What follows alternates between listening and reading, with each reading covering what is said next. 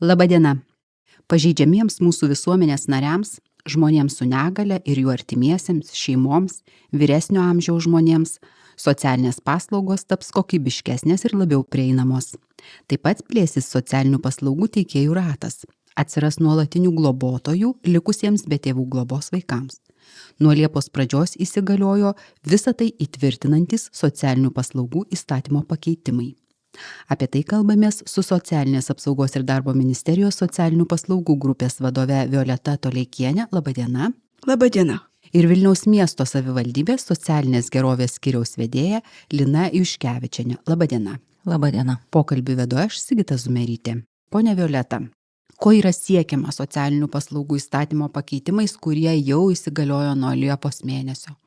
Siekiame geriau padėti žmonėms, mūsų Lietuvos gyventojams, nes gyvenimas labai įvairus, situacijos yra labai įvairios ir praktikoje matėm, kad kelia iššūkių tiek savivaldybėm, tiek žmonėm, kuriems reikia pagalbos, kad jos nesulaukia laiko arba netokio, kokios tikėtųsi. Tai visi pakeitimai yra daromi tik tai dėl to, kad žmonėms būtų geriau. Yra plečiamas socialinių paslaugų teikėjų ratas. Papasakokite apie tai. Taip, matome, kad yra dalis paslaugų, kurias galėtų tikrai teikti pavieniai asmenys, tam nereikia atskiros organizacijos. Kaip pavyzdys galėtumėm skirti pagalbą asmens namuose arba laikiną atokvėpį asmens namuose, kuomet vienas darbuotojas prižiūri konkrečiai vieną asmenį. Tai matom ir dabar rinkoje ir girdim, bendraujant su žmonėm, kad jie samdo rinkoje privačius asmenis, kurie ateina pažiūrėti jų artimai. Tai viena vertus norim padėti žmonėm, kad tokia paslauga ateitų. Antra, žmonėm, kurie tai privačiai teikia paslaugas, kad jie legalizuotų savo veiklą. Tokiu būdu turėtų ir socialinės garantijas patys, kaip darbuotojai.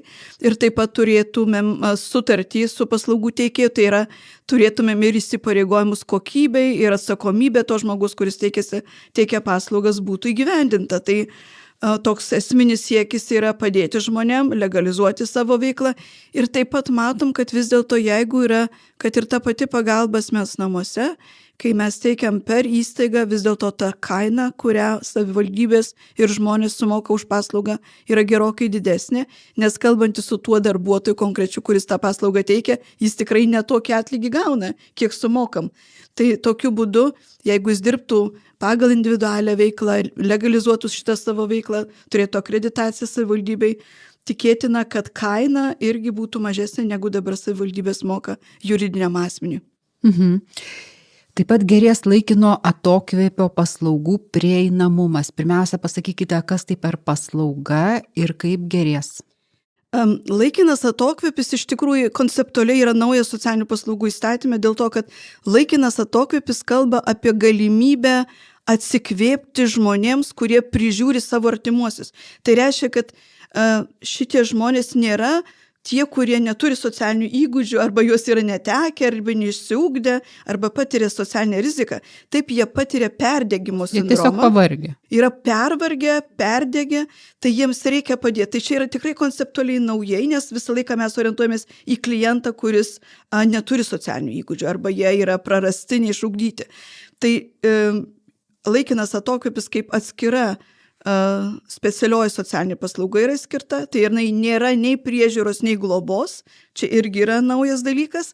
Ir taip pat reikia pasakyti, kad laikinas atokvėpis artimieji, kurie prižiūri savo asmenį, kuriam nustatyti specialieji poreikiai, kaip anksčiau sakydavom, slaugos arba pagalbos priežiūros, tai jie gali gauti tą laikiną atokvėpį iki mėnesio laiko per metus.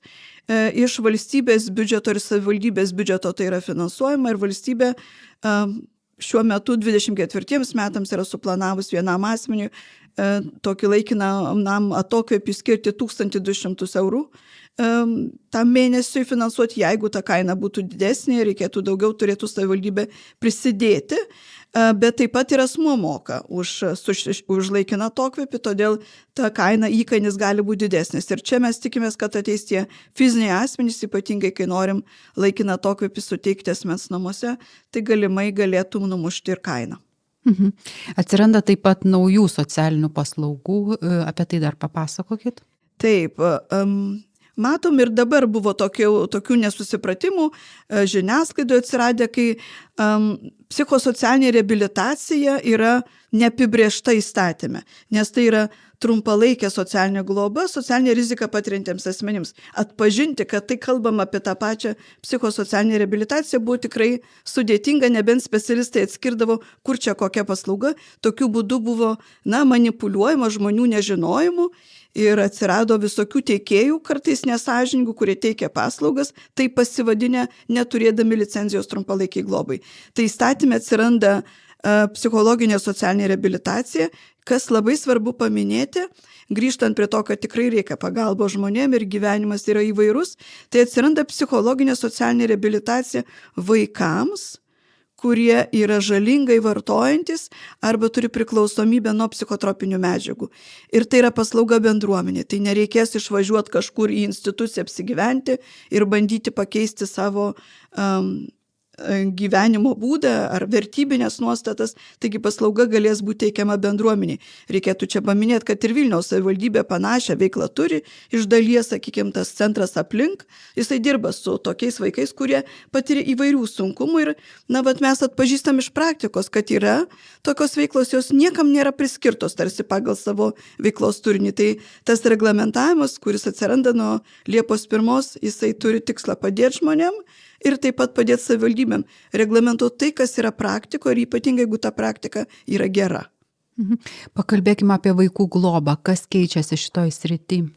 Taip, nes žinom, kad vis dar turim Lietuvoje vaikų, kurie dėl vienokio ar kitokių priežasčių netenka tėvų globos. Tai yra ir dalis tų vaikų, didžioji dalis, 80% yra globojami dabar šeimose, šeimynose, pas budinčius globotojus laikinos globos atveju, bet vis dėlto 20% iš tų vaikų, kurie yra netekę tėvų globos, gyvena globos namuose. Taip ir čia vyko pertvarka ir iš didelių globos namų mes kėlėmės į mažesnės lokacijas ir turim po 8 vaikus gyvenant kartu, bet vis tiek tai yra institucija, tas prieraišumo ryšys yra sutrikęs.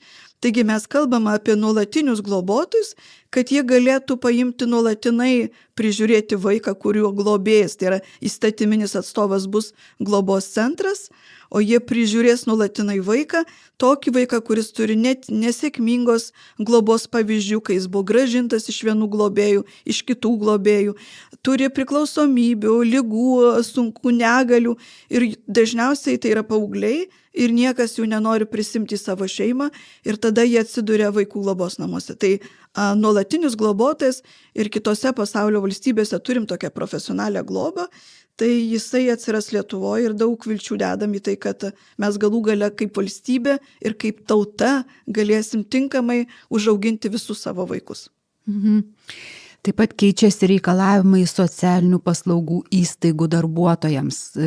Kam to iš viso reikia ir kokie bus pokyčiai? Reikalavimai ne tiek keičiasi, kiek jie atsiranda įtvirtinti teisės akte. Dėl to, kad iki šiol socialinių paslaugų įstatymas kalbėjo apie kvalifikacinius reikalavimus įstaigų vadovam, tai yra socialinių paslaugų įstaigų vadovam, socialiniam darbuotojam ir individualios priežiūros darbuotojam. Bet mes matom praktikoje, kad yra daugiau darbuotojų, kurie dirba teikiant socialinės paslaugas, niekur jiems nėra prašyti kvalifikaciniai reikalavimai. Pavyzdžiui, mes daugybę metų turim įstaigose užimtumo specialistus. Niekas nežino, kokie kvalifikaciniai reikalavimai. Dabar turim palydėjimo paslaugą, tai tas buvęs palydėjimo koordinatorius arba dabar vadinamas įtraukties koordinatorius, jam irgi reikėjo kvalifikacinius reikalavimus numatyti. Kodėl to reikia? Dėl to, kad iš esmės socialinių paslaugų kokybė priklauso nuo darbuotojų kompetencijų. Tai kokią kvalifikaciją turim, kaip dažnai profesinę kompetenciją tobulinam, ar mes galime testuotis, ar negalime testuotis. Visi šitie dalykai lemia paslaugos kokybę, o kokybė yra mums labai svarbi, kad atlieptumėm individualius asmens poreikius. Pone Lina, pereikim prie jūsų, pakalbėkim apie Vilnių. Socialinių paslaugų įstatymo pakeitimai yra susiję ir su socialinių paslaugų valdymu. Jūsų manymu, kaip šitie pakeitimai, kokią jie turės įtaką ir tikėtina į geresnę pusę? Taip, aukštesni teisės aktai visą laiką nurodo mums tam tikras gairias, pagal kurias mes galime rengti savo tvarkas ir kas mums pagelbėja valdant tiek pačias socialinės paslaugas, tiek savo biudžetą savivaldybės. Tai aukštesni teisės aktai šiuo metu nurodės poreikį socialiniams paslaugoms, turinčių teisę vertinti specialistų rato išplėtimą. Tai būtent, kad ne tik specialistai iš tam tikros įstaigos galės vertinti poreikį, bet ir kiti specialistai, kurie jau teikia šeimai socialinės paslaugas. Taip pat bus aiškesnis reguliavimas dėl sprendimų priėmimo, aiškesnis reguliavimas dėl socialinių paslaugų finansavimo. Ir taip pat, kaip ir minėjo jau pašnekovė, bus sureguliuoti ir įteisinti socialinių paslaugų įstaigų vadovams keliami reikalavimai. Suprantu, kad buvo iki tol tam tikrų keblumų, ar ne, kol nebuvo įsigalioję. Gal galite pasakyti pavyzdžių? Taip, tai tarkim irgi, ką Violeta jau minėjo, tik taip antrinsiu jai, kad atsiranda aiškesnis reguliavimas dėl atokvėpio paslaugos, tai yra tiek specialistams mums, kurie organizuoja šias paslaugas, tiek paslaugų gavėjams. Būtent kaip ir minėjo, kad ši paslauga bus teikiama daugiau ne asmeniui, tai yra asmeniui turinčiam tam tikrą negalę, o jį prižiūrinčiam asmeniui. Taip pat dėl asmens socialinių paslaugų poreikio nustatymo ir skirimo aiškesnis bus reglamentavimas. Taip pat atsiranda labai svarbi nuostata dėl socialinių paslaugų teikėjų, kad jie negalės atsisakyti teikti paslaugas tam tikram asmeniui, jeigu yra įvertintas poreikis ir būtent ta įstaiga gali atliepti šį poreikį. Ir mokėjimas už socialinės paslaugas irgi yra aiškesnis reglamentavimas tam. Pakalbėkim apie nuolatinius globotojus. Yra įtvirtinamas nuolatinio globotojo institutas, taip jau gražiai tariant. Kokia nauda iš to? Jūsų manymu, praktinė nauda, kaip tai atrodys? Tai vėlgi turbūt pasikartosiu, ką ir sakė gerbiama Violeta, kad šis institutas prisidės prie to, kad daugiau vaikų augs šeima artimoje aplinkoje, tai būtent jau ne šeima artimoje, turbūt aplinkoje, o būtent šeimoje. Ir tarkim Vilniaus mieste mes turim per 24% vaikų dabar, kurie yra globojami bendruomeninėse globos namuose. Ir kas yra svarbu, kad nuolatinis globotojas tai būtent globos vaikus, kurie yra virš 10 metų, kurie turi nesėkmingos jau globos ar įvaikinimo patirties ir taip pat turi tam tikrų negalių ar sutrikimų. Tai yra būtent ta tikslinė grupė, kurių dažniausiai nesirenka žmonės įvaikinti ar globoti ir jie dažniausiai lieka globos namuose ir tai būtų iš tiesų labai pagelbėjimas ir kaip ir minėjo, kad jie galėtų augti šeimos aplinkoje. Gal pamenat skaičių, kiek iš viso yra globojamų Vilniuje vaikų be tėvų globos likusių? Taip, šiuo metu bendruomeninėse globos namuose auga 160 vaikų, o šeimoje globojami per 500 vaikų nuolatinėje globoje. Tai vaizdas jau neblogas, sakyčiau. Manau, tikrai taip, bet norim dar geresnio. Ir šis institutas tikimės, kad prie to prisidės. Labai ačiū Jums už pokalbį. Apie socialinių paslaugų įstatymo pakeitimus kalbėjomės su Socialinės apsaugos ir darbo ministerijos socialinių paslaugų grupės vadove Violeta Toleikienė ir Vilniaus miesto savivaldybės socialinės gerovės skyriaus vedėja Lina Juškevičienė. Pokalbį vedžiau aš, Sigita Zumerytė. Sudie.